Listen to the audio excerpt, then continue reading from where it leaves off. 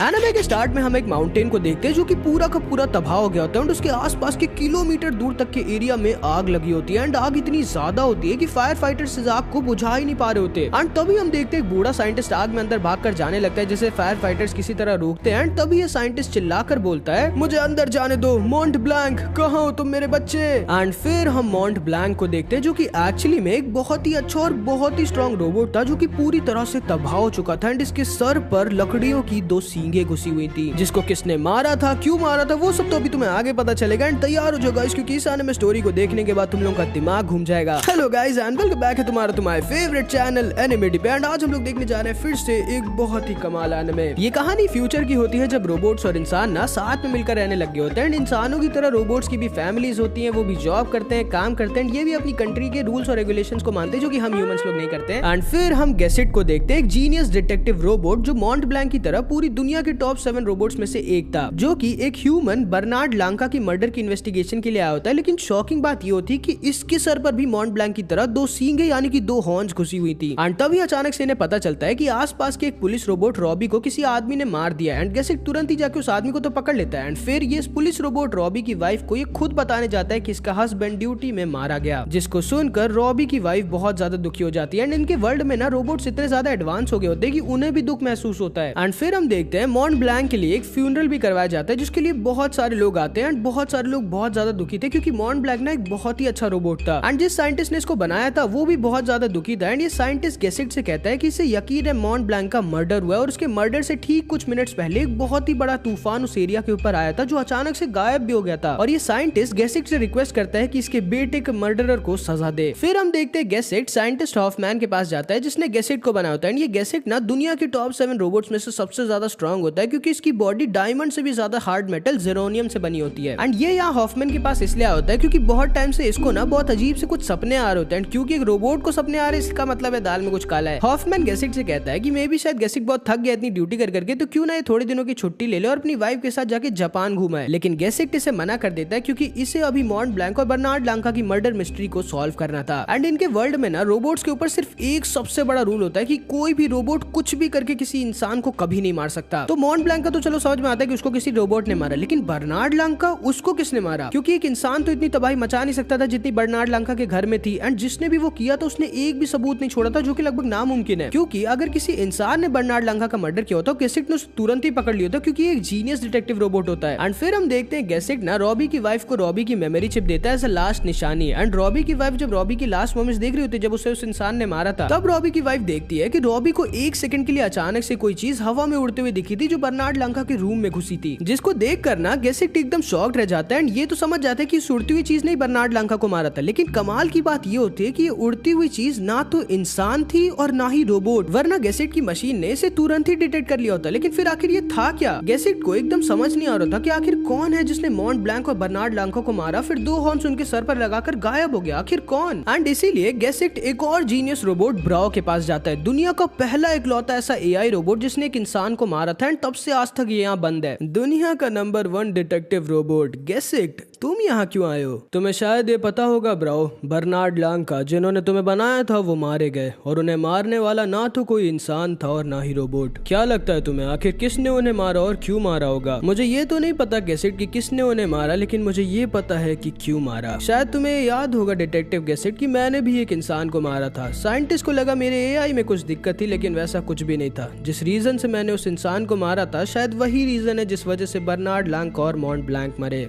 नफरत, बदला, यही रीजन हो सकता है जिस वजह से बर्नार्ड लांका और मॉन्ट ब्लैंक मरे। और आखिर क्यों? जिसने भी मॉन्ट ब्लैंक या बर्नार्ड लांका को मारा उसने उनके सर पर हॉर्न्स क्यों लगाए? तुमने शायद गॉड ऑफ डेथ का नाम सुना होगा गेसिट, जो उन लोगों को मारता था जिन्होंने भी बुरे काम किए थे। उनके भी सर पर 2 सींगे थी जिनका नाम था प्लूटो। मे बी जिसने भी मॉन्ट ब्लैंक और बर्नार्ड लांका को मारा था वो दुनिया को अपना नाम बताना चाह रहा था जो कि है प्लूटो। और हाँ, अगर उसने दुनिया के टॉप 7 रोबोट्स में से एक मॉन्ट ब्लैंक को मारा है तो बहुत चांसेस है कि उसका अगला निशाना बाकी बाकी के टॉप 7 रोबोट्स में से कोई एक होगा, जिसमें से तुम भी एक हो। जिसको सुनकर गेसिक थोड़ा सा शॉक्ड रह जाता है। एंड फिर इधर हम नॉर्थ नंबर 2 को देखते हैं, दुनिया के टॉप 7 रोबोट्स में से एक और, जिसको इस समय एक बहुत ही बड़े म्यूजिशियन सर डंकन की देखभाल का काम मिला होता है। एंड सर डंकन को ना रोबोट्स, एआई इन सबसे बहुत ज्यादा नफरत होती है, क्योंकि एक टाइम पे जब सारे के सारे रोबोट्स और एआई ये सब नहीं थे तो इंसान अपनी क्रिएटिविटी से काम किया करते थे, लेकिन जब ये सारे रोबोट्स आ गए तो ये रोबोट्स इंसानों का सारा काम आसानी से कर देते हैं। सर डंकन पहले अपने आप अपनी मर्जी से बहुत ही ज्यादा हार्ड वर्क से दुनिया का बेस्ट म्यूजिक बनाया करते थे, लेकिन फिर जब ये एआई और रोबोट्स आ गए तो ये आसानी से सर डंकन के लेवल का म्यूजिक बनाने लग गए। एंड डंकन ना दुनिया का एक टाइम का बेस्ट म्यूजिशियन हुआ करता था, लेकिन अब ना ये बहुत ज्यादा चिड़चिड़ा हो गया होता और ये भी म्यूजिक भी नहीं बना पा रहा होता। एंड इसे ना नॉर्थ नंबर 2 से बहुत ज्यादा नफरत होती है, क्योंकि पहली चीज तो ये रोबोट था और दूसरी चीज कि एक टाइम पे नॉर्थ नंबर 2 ने सेंट्रल एशिया वॉर में लड़ाई करी थी, जो कि पूरी दुनिया और एक अकेली कंट्री पर्शिया के बीच थी, क्योंकि पूरी दुनिया को ये लगा था कि पर्शिया ने एक ऐसा रोबोट बना दिया जो कि पूरी दुनिया को तबाह कर सकता है। नॉर्थ नंबर 2, तुमने कितने रोबोट्स को मारा है आज तक, बताओ। लेकिन नॉर्थ नंबर 2 कुछ भी नहीं कहता। निकल जाओ यहाँ से, मुझे तुमसे नफरत है। नॉर्थ नंबर 2 वहाँ से चला जाता है और सर डंकन के पियानो को बजाने लगता है। क्या कर रहे हो तुम, तुम्हारी हिम्मत कैसे हुई मेरे पियानो को छूने की, निकलो यहाँ से। एंड सर डंकन ना बहुत ही सालों से सिर्फ एक म्यूजिक के ऊपर काम कर रहा होता है, लेकिन ये उसे बना ही नहीं पा रहा होता, ये बार बार एक ही जगह पर अटक जा रहा होता है। रात में हम देखते हैं सर डंकन नींद में भी उसी म्यूजिक को गुनगुना रहा होता है, लेकिन बस पियानो पे रिकॉर्ड नहीं कर पा रहा होता। एंड अगले दिन नॉर्थ नंबर 2 फिर से डंकन के पियानो को बजा रहा होता है, एंड तभी डंकन फिर से वहां जाता है। तुम्हें समझ नहीं आता, मैंने कहा ना मेरे पियानो को छुआ मत करो। सर डंकन, आप जो म्यूजिक इतने टाइम से बनाना चाह रहे हैं, मुझे लगता है मैं आपकी मदद कर सकता हूँ उसे कंप्लीट करने में। मुझे तुम्हारी मदद की कोई जरूरत नहीं है वेपन, निकलो यहाँ से, मैं तुम्हारी जैसी किलिंग मशीन से कोई मदद नहीं लेना चाहता। एंड तभी नॉर्थ नंबर 2 कहता है, सर मैं भी पियानो बजाना सीखना चाहता हूँ। क्या बोला तुमने, क्या तुम भूल गए हो तुम एक वेपन हो जिसको रोबोट्स को मारने के लिए बनाया गया है? मैं तुम्हें कभी पियानो बजाना नहीं सिखाने वाला। सर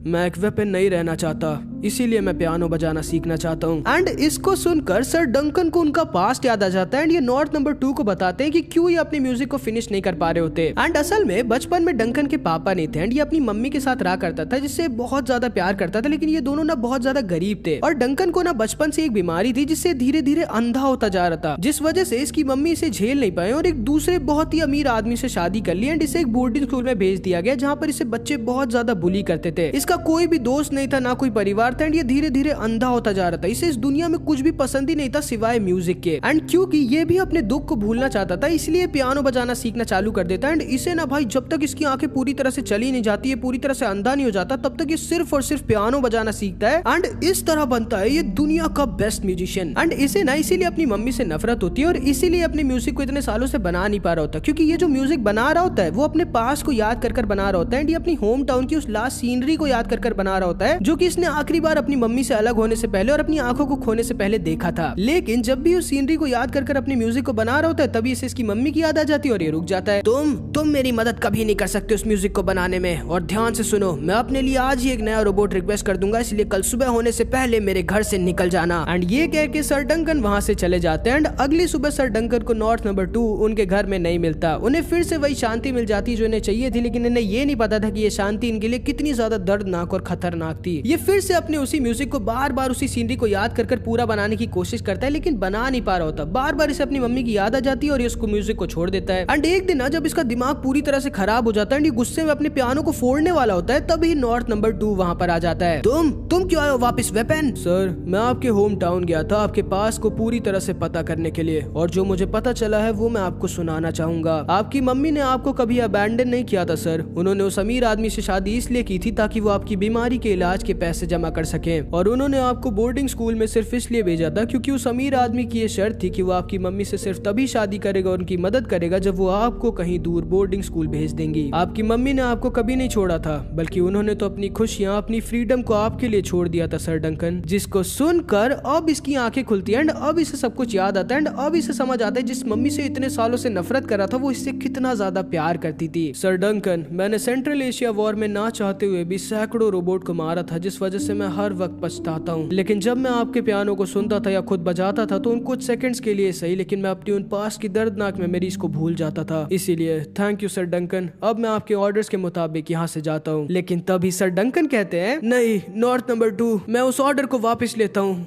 और क्या तुम अभी भी मुझसे पियानो बजाना सीखना चाहोगे? एंड फिर हम देखते हैं सर डंकन नॉर्थ नंबर 2 को वो सब कुछ सिखाने लगते हैं जो भी इन्हें आता है। एंड थोड़े ही दिनों में सर डंकन को नॉर्थ नंबर 2 से बहुत ज्यादा लगाव हो जाता है एंड नॉर्थ नंबर 2 भी पियानो बजाने में एक्सपर्ट हो जाता है। एंड एक दिन सर डंकन इसे बुलाते हैं और इससे कहते हैं, नॉर्थ नंबर 2, मैंने अपने म्यूजिक को कंप्लीट कर दिया, तुम सुनना चाहोगे? यस ऑफ कोर्स सुनना चाहूंगा सर डंकन, लेकिन उससे पहले क्या हुआ नॉर्थ नंबर 2? एक अजीब सी अनआइडेंटिफाइड एंटिटी हमारी तरफ बहुत तेज स्पीड में आ रही है और उसके साथ ही साथ एक स्टॉर्म भी। रुको, कहाँ जा रहे हो नॉर्थ नंबर 2? मुझे जाना होगा सर डंकन, इस समय आपकी सेफ्टी मेरी टॉप प्रायोरिटी है। मैं जैसे ही श्योर हो जाऊंगा कि आप सेफ है, मैं वापस आपके म्यूजिक को जरूर सुनूंगा। एंड नॉर्थ नंबर 2 जैसे ही बाहर निकलता है, इसे अपने सामने एक बहुत बड़ा स्टॉर्म दिखता है जो अचानक से आ गया होता है। नॉर्थ नंबर 2 समझ जाता है कि ये कोई नॉर्मल स्टॉर्म नहीं है एंड उड़ जाता है हवा में स्टॉर्म की तरफ। सर डंकन भी बाहर आ जाते हैं and bar bar north number 2 को बुला रहे होते हैं। इन्हें कुछ दिखाई तो दे नहीं रहा होता, इन्हें बस आवाज आ रही होती है थंडर की और दो बहुत ही ताकतवर चीजों की आपस में टकराने की। एंड तभी अचानक से इन्हें आवाज आती है एक बहुत बड़े ब्लास्ट की एंड ये स्टॉर्म धीरे धीरे गायब होने लगता है। एंड तभी इन्हें नॉर्थ नंबर 2 की आवाज आने लगती है जो वही गाना गा रहा होता है जो सर डंकन और नॉर्थ नंबर 2 ने साथ में मिलकर बनाया था। कहाँ हो तुम नॉर्थ नंबर 2?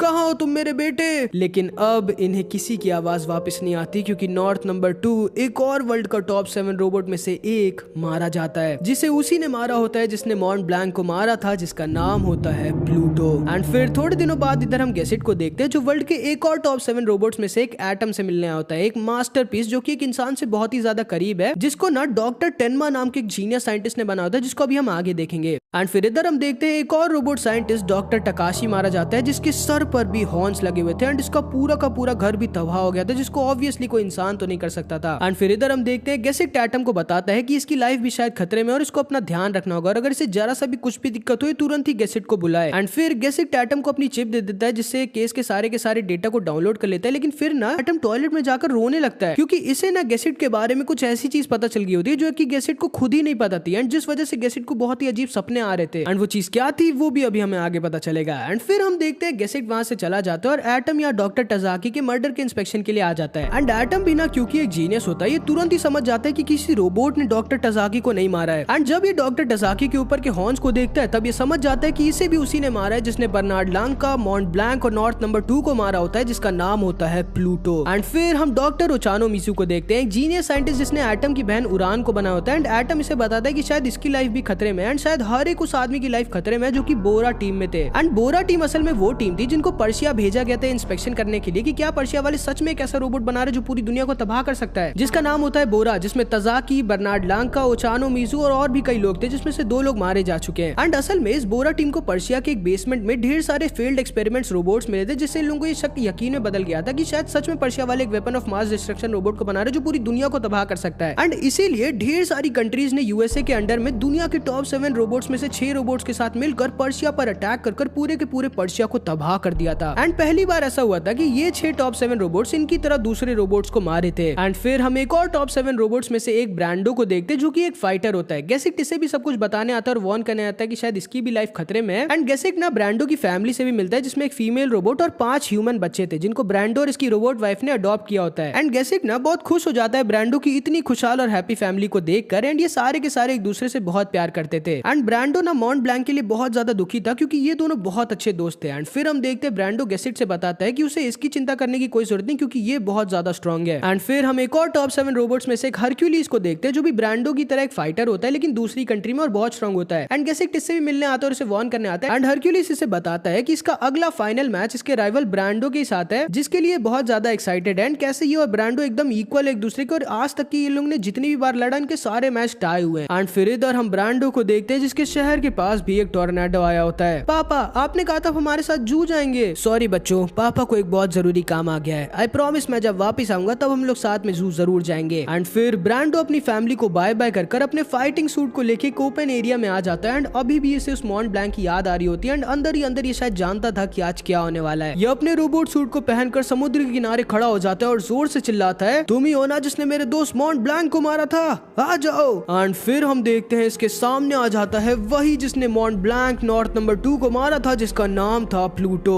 एंड फिर ब्रांडो और प्लूटो आपस में टकरा जाते हैं। एंड इधर गैसिट, हरक्यूलिस और एटम इन तीनों को भी एहसास हो जाता है कि ब्रांडो के पास से बहुत ही खतरनाक इलेक्ट्रोमैग्नेटिक वेव्स आ रही हैं। एंड इन तीनों को ब्रांडो दिखने लगता है जो कि प्लूटो के साथ लड़ाई कर रहा होता है। गैसिट और हरक्यूलिस तुरंत ही ब्रांडो की तरफ निकल जाते हैं। एंड ब्रांडो ना प्लूटो से पूरी जान के साथ लड़ लड़ रहा होता है अपने दोस्त मॉन्ट ब्लैंक को अवेंज करने के लिए। एंड ब्रांडो सच में बहुत स्ट्रॉन्ग था, लेकिन प्लूटो वो अलग ही लेवल पर था एंड प्लूटो ब्रांडो को लगभग मार देता है। ब्रांडो खत्म होने से पहले प्लूटो के सारे डेटा को इन लोगों को भेजना चाह रहा होता है, लेकिन भेज नहीं पाता क्योंकि ये ना इसकी फैमिली को याद करने लग जाता है। एंड ये ना अपने लास्ट टाइम को किसी डेटा को भेजने में नहीं बल्कि अपनी फैमिली को याद करते हुए बिताना चाहता था। एंड ब्रांडो वहीं पर प्लूटो के बिना किसी डाटा को भेजे बस ये बोलकर खत्म हो जाता है कि काश वो अपने बच्चों के साथ जूझ पाता। पूरी दुनिया में न्यूज फैल जाती है कि एक और टॉप 7 रोबोट्स में से एक ब्रांडो मारा गया। एंड हरक्यूलिस को समुद्र में बहुत दूर एक पहाड़ पर 2 हॉर्न्स दिखते हैं जो कि प्लूटो ने ब्रांडो के हाथों से बनाए होते हैं। एंड भाई खतरनाक सीन चल रहा होता है इनकी दुनिया में। एंड फिर हम एटम की बहन उरान को देखते हैं जिसको ओचानो मिजू ने बनाया होता है। एंड इसके पास ना एबिलिटी होती है कि ये लोगों के दुख को सेंस कर सकती है। एंड फिर हम पर्सिया के एक साइंटिस्ट प्रोफेसर अबुला को देखते हैं जो कि पर्सिया से यहाँ एक मीटिंग के लिए आया होता है। एंड इसको याद रखना, प्रोफेसर अबुला। एंड फिर हम गेसिक्ट और इसकी वाइफ को देखते हैं। गेसिक्ट इसकी वाइफ हेलेना से कहता है कि ये बहुत ज्यादा दुखी और थक चुका है एंड इन दोनों को जापान चलना चाहिए घूमने के लिए, इसका दिमाग बहुत ज्यादा खराब हो गया है, ताकि गेसिक्ट ना थोड़ा सा रिलैक्स कर सके, फिर एकदम रिफ्रेश माइंड के साथ ही अपना काम शुरू करेगा। लेकिन जब ये लोग जापान ट्रिप बुक करने लगते हैं तभी इन्हें पता चलता है कि ये लोग 2 साल पहले भी जापान गए थे, जिसको सुनकर ये लोग एकदम शॉक्ड रह जाते हैं क्योंकि 2 साल पहले तो ये लोग स्पेन गए थे, जापान नहीं, और इन्हें जापान को कुछ भी याद ही नहीं है। एंड इन लोगों के पास स्पेन जाने की फोटोज भी है। एंड अब इन्हें दाल थोड़ी सी नहीं बल्कि पूरी की पूरी काली लगने लगती है। एंड फिर गेसिक्ट हॉफमैन के पास जाता है इसका चेकअप कराने के लिए और इससे पूछता है कि क्या इसकी मेमोरीज के साथ कुछ छेड़छाड़ किया जा सकता है बिना इसकी मर्जी के, जिसपे हॉफमैन इससे कहता है कि ये नहीं हो सकता क्योंकि एक रोबोट की मेमोरीज को बिना उसकी मर्जी के छेड़छाड़ करना इलीगल है। एंड फिर जब हॉफमैन इसके बॉस के पास जाता है इस चीज के बारे में पूछने में, तब इसका बॉस इसे ये कह के भगा देता है कि ऐसा कुछ नहीं हो सकता और ये अभी बहुत बिजी है। एंड फिर हम एडोल्फ को देखते हैं जो कि अपनी वाइफ और बेटे के साथ रहता था और इसे ना रोबोट से बहुत ज्यादा नफरत होती है। एंड ये ना इस आदमी के साथ एक एंटी रोबोट ग्रुप में भी होता है जिनका मिशन होता है सारे के सारे रोबोट्स के राइट्स को छीनने का और उन्हें वापस से इंसानों का गुलाम बनाने का। और ऐसा क्यों वो भी हमें आगे पता चलेगा। एंड आज ना 2 साल बाद ही अपने भाई की डेड बॉडी को लेने आया होता है जो कि एक क्रिमिनल था, लेकिन इससे पहले कि अपने भाई की बॉडी को दफनाए ये लास्ट बार अपने भाई को देखना चाहता था। एंड जब ये अपने भाई की डेड बॉडी को देखता है तो एकदम शॉक्ड रह जाता है क्योंकि इसे बताया गया था कि इसके भाई को एक पुलिस ऑफिसर ने गोली से मारा था, लेकिन इसके भाई की बॉडी के चीथड़े हो गए थे जो कि एक बुलेट से होना तो इम्पॉसिबल है। एंड फिर हमें पता चलता है कि गेसिक्ट के पास ना एक सुपर गन होती है। एंड पूरी दुनिया में क्योंकि सिर्फ इसकी बॉडी दुनिया के हार्डेस्ट मेटल जेरोनियम से बनी होती है, इसलिए सिर्फ यही है जो इस सुपर गन को यूज कर सकता है। एंड फिर हम देखते हैं एडोल्फ अपने एंटी रोबोट ग्रुप के लीडर के पास जाता है और इसे बताता है कि इसने अपने भाई की बॉडी का एक्सपेरिमेंट करा और इसे पता चला कि इसके भाई किसी नॉर्मल पुलिस ऑफिसर की गन से नहीं बल्कि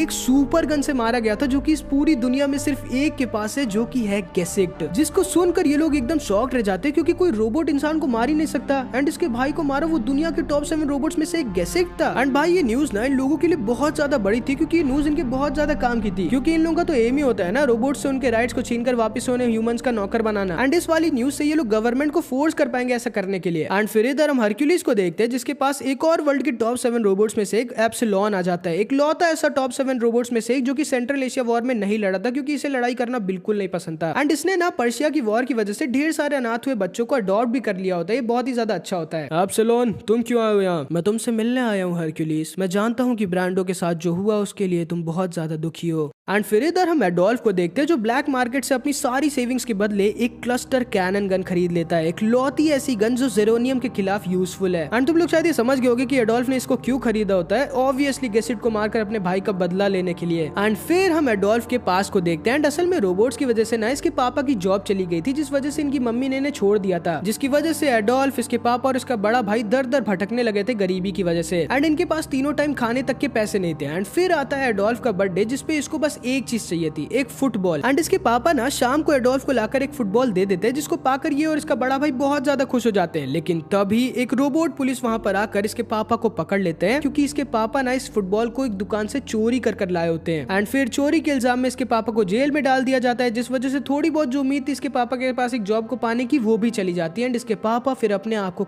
लेते हैं। एंड इसीलिए ना इसे और इसके भाई दोनों को रोबोट से बहुत ज्यादा नफरत होती है। एंड तब से एडोल्फ पढ़ाई करना शुरू कर देता है और इसका भाई बुरे काम करना। एंड इसका भाई ना ये जानता था कि रोबोट्स इन्हें नहीं मार सकते लेकिन ये तो रोबोट्स को मार सकते हैं। एंड इसीलिए इसका भाई रोबोट्स को मारकर पैसे कमाने लगता है और एडोल्फ की पढ़ने में मदद करने लगता है। एंड फिर हम एडोल्फ को देखते हैं जो गेसिक्ट का पीछा करते करते एक जंगल में आ जाता है जहाँ पर एप्सिलॉन ने गेसिक्ट को बुलाया होता है इससे मिलने के लिए। एंड एप्सिलॉन गेसिक्ट से बताता है कि उन्हें हरक्यूलिस पर नजर रखनी होगी क्योंकि उसने फाइटिंग से रिटायरमेंट ले लिया और वो सिर्फ और सिर्फ तैयारी कर रहा है प्लूटो से लड़ने की। वो भी अकेले। ऑफिसर गेसेट, जिस प्लूटो के साथ हमारी लड़ाई है वो सच में बहुत ज्यादा स्ट्रॉन्ग है और मुझे शक है कि सिर्फ प्लूटो ही नहीं कोई और भी है जो शायद इस पूरे प्लेनेट के लिए बहुत ज्यादा खतरनाक है। एंड फिर हम उरान को देखते हैं जिसको फिर से किसी की बहुत ज्यादा सैडनेस महसूस होती है। एंड जब ये उस सैडनेस का पीछा करती है तो इसके सामने किसी एक रोबोट दिखता है जो कि बहुत ज्यादा दुखी होता है। एंड वॉल पे ना एक बहुत अजीब सी पेंटिंग बनाया होता है। एंड ये रोबोट ना इतना ज्यादा थका हुआ होता है कि ये हिल भी नहीं पा रहा। तो उरान इसे बैटरी ड्रिंक्स देती है एंड इसे ना कुछ भी याद नहीं होता है। एंड फिर उरान इसका ख्याल रखने लगती है। एंड इस आदमी को ना फ्लावर्स बहुत ज्यादा पसंद होते हैं तो इसलिए उरान इसे पेंट कलर्स देती है जिससे आदमी दीवार पर एक बहुत ही सुंदर गार्डन की ड्राइंग बनाता है। एंड फिर एक दिन जब उरान इससे मिलने जाती है तो इसे पता चलता है कि इस रोबोट के पास कमाल की पावर होती है जिससे ना ये फ्लावर्स को कंट्रोल कर सकता है, उन्हें जिंदा कर सकता है। एंड फिर हम अबूला को देखते हैं जो इसके एक वर्कर रोज से बात कर रहा होता है। एंड ये भी एक रोबोट होता है जिसके पास बहुत सारे कॉकरोच रोबोट होते हैं, इन्हें कंट्रोल कर सकता है। एंड ये ना इसी आदमी को ढूंढ रहा होता है जो यहाँ उरान के पास होता है, जो कोई और नहीं बल्कि प्लूटो ही होता है, लेकिन बस एक दूसरी बॉडी में। प्लूटो के पास ना वेदर मैनिपुलेशन के साथ साथ सुपर इलेक्ट्रोमैग्नेटिक वेव्स को कंट्रोल करने की पावर होती है जो टॉप 7 रोबोट्स के वर्ल्ड के टक्कर का बनाता है। एंड ये दोनों साथ में बातें कर रहे होते हैं, लेकिन तभी हम देखते हैं एटम, ओचानो मिज़ू और ढेर सारे पुलिस ऑफिसर्स वहाँ पर आ जाते हैं प्लूटो की इलेक्ट्रोमैग्नेटिक वेव्स को सेंस करने की वजह से। उरान दूर हट जाओ उस आदमी से, वो जो भी है। एटम तुम क्यों आए हो यहाँ? एंड जैसे ही प्लूटो को एटम का नाम सुनाई देता है ना, ये बहुत ही ज्यादा गुस्सा हो जाता है और एटम की तरफ आगे बढ़ने लगता है एटम को खत्म करने के लिए। लेकिन तभी अचानक से इसके ऊपर एक बहुत ही स्ट्रॉन्ग इलेक्ट्रिक करंट आकर गिर जाती है। एंड तभी इस आदमी के अंदर जो प्लूटो की चिप थी वो गायब हो जाती है। ये सारे के सारे लोग शॉक्ड रह जाते हैं कि ये क्या हुआ, इसके अंदर जो चिप थी वो अचानक से गायब कैसे हो गई। एंड तभी वहां पर जिस आदमी की ओरिजिनल बॉडी थी वो वहां पर आ जाता है। एंड ये ना अपनी बॉडी को बहुत ही ज्यादा दिनों से ढूंढ रहा होता है जो कि आज इसे मिली होती है। एंड फिर इधर हम रोच और अबूला को देखते हैं। अबूला बोलता है, दोबारा मुझसे पूछे बिना किसी और की बॉडी में जाने की सोचना भी मत प्लूटो, और अपना मिशन याद रखना, तुम्हें एटम को खत्म करना है। एंड फिर अगले दिन हम देखते हैं ओचानो मिज़ू एक पुलिस रोबोट के साथ बैठा होता है जब इसे एक ब्रोकन डॉग रोबोट मिलता है जिसको ना इसका ओनर यहीं पर छोड़कर चला गया होता है। तो इसीलिए ओचानो मिज़ू इसे अपने साथ अपने घर ले आता है इसे फिक्स करने के लिए। लेकिन क्योंकि ये रोबोट बहुत ज्यादा पुराना होता है और काफी ज्यादा इंजर्ड होता है, इसलिए इस रोबोट डॉग को बचा नहीं पाता। एंड ये ओचानो मिज़ू ना बहुत ही बड़ा रोबोट लवर होता है और बहुत अच्छा इंसान होता है। लेकिन तभी हम देखते हैं इसके घर में एक आदमी आ जाता है जो कि ये बोलकर अंदर आता है कि वो इस डॉग का ओनर था, मुझे माफ करिएगा मैं उस डॉग को बचा नहीं पाया। लेकिन तभी ये आदमी बोलता है, प्लीज अपना यह नकली चेहरा मुझे दिखाने की कोई जरूरत नहीं है आपको, मुझे पता है कि आपको रोबोट से कुछ खास लगाव नहीं है, क्योंकि ये आप भी जानते हैं कि आपकी वजह से पर्शिया में कितने रोबोट्स और कितने इंसान आपकी वजह से मरे थे। हाँ, कौन हो तुम?